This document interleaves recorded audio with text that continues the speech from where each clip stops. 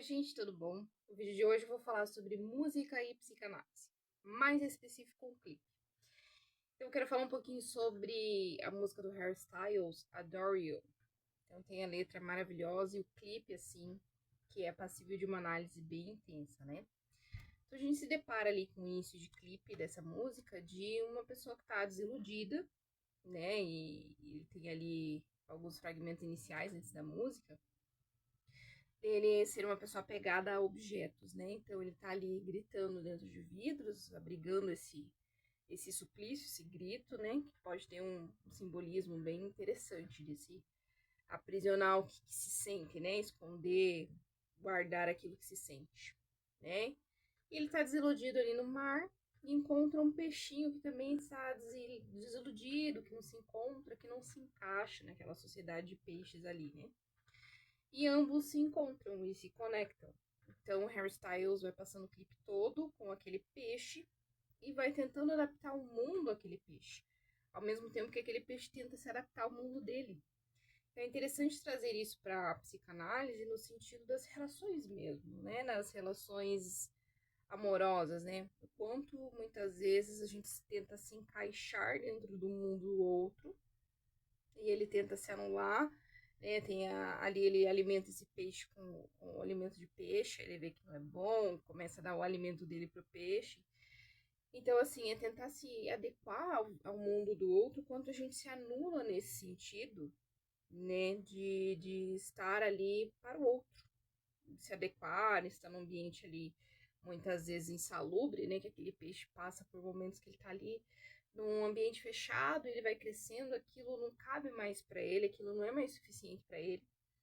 E do outro lado, tanto a letra da música, a interpretação do clipe ali, né, vai mostrando o quanto ele tem adoração por aquele peixe, quanto ele tenta tornar aquele mundo dele mais real e mais viável para aquele peixe viver bem, e ele vai tentando adaptar situações para que aquele peixe se acomode melhor.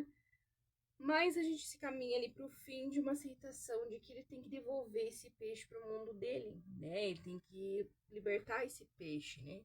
Então, é uma relação que a gente pode fazer disso, de que muitas vezes o amor é deixar ir, né? Então, o quanto é necessário você preservar a individualidade de cada um dentro de uma relação, e que muitas vezes você se vê ali numa angústia de estar se adaptando àquele meio que não é teu, se adaptando a uma realidade do outro, se perdendo no meio do caminho. E quando você encontra o seu caminho, quanto é importante muitas vezes se desligar, né? É doloroso a questão da separação, mas muitas vezes é necessário quando não há mais um encaixe saudável dentro de uma relação, né? Nessa relação peixe-homem, é inviável, porque eles são de mundo muito diferentes, né? Então ele não poderia viver nesse mundo do peixe, tal qual o peixe não podia mais viver naquele mundo dele. Aquele mundo, né? Chega no momento lá do clipe que o peixe vê outro peixe sendo sacrificado. Então aquele mundo se torna até perigoso para aquele peixe viver ali, né? É uma relação não bem vista, de repente, naquela sociedade que o peixe não é um animal de estimação. Esse peixe, ele não é. Ele é um peixe que precisa viver no seu mundo, né? Aquele mundo começa a chamar ele, aquele mundo maior. E quantas relações acabam acontecendo isso, né? As pessoas acabam tentando. É um relacionamento, ele não é fácil de se manter por anos.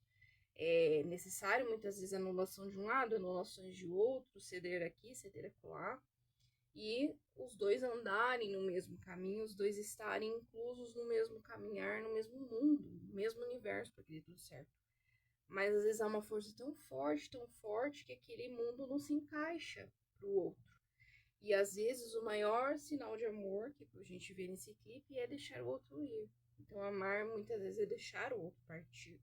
É deixar o outro livre para ser, para voar, para acontecer.